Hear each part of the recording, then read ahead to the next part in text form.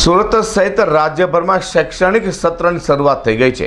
પ્રથમ શૈક્ષણિક સત્રની શરૂઆત સાથે જ વિવિધ સંસ્થાઓ અને સમાજ દ્વારા વિદ્યાર્થીઓને નોટબુક વિતરણ કરાય છે।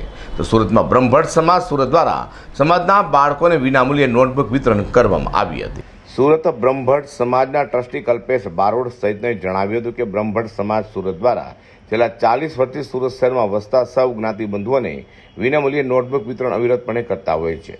એ જ પરંપરા મુજબ આ વર્ષે એટલે કે વર્ષ 2023માં પણ સૌ વિદ્યાપ્રેમી દાતાઓના સાથ અને સહકારથી સમાજના સૌ બાળકોને વિનામૂલ્યે નોટબુક વિતરણ કરાઈ હતી। નોટબુક વિતરણ કાર્યક્રમને લઈને વધુમાં માહિતી સમાજના ટ્રસ્ટી કલ્પેશ બારોટે આપી હતી। કલ્પેશ બારોટ, ટ્રસ્ટી બ્રહ્મભટ્ટ સમાજ સુરત।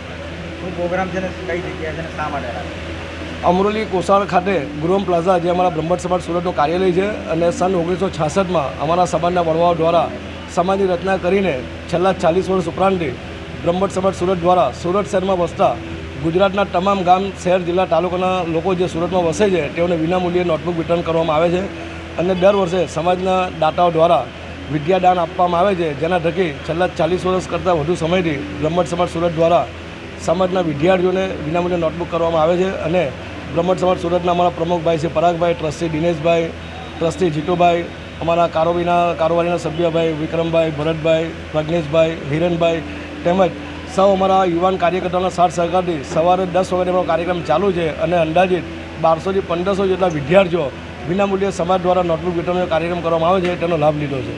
બ્રહ્મભટ્ટ સમાજ દ્વારા સુરત દ્વારા કોસાડ ખાતે આવેલા બ્રહ્મભટ્ટ સમાજ સુરત કાર્યાલય ખાતેથી નોટબુક વિતરણ કરાઈ હતી, જેનો લાભ મોટી સંખ્યામાં સમાજના લોકોએ લીધો છે।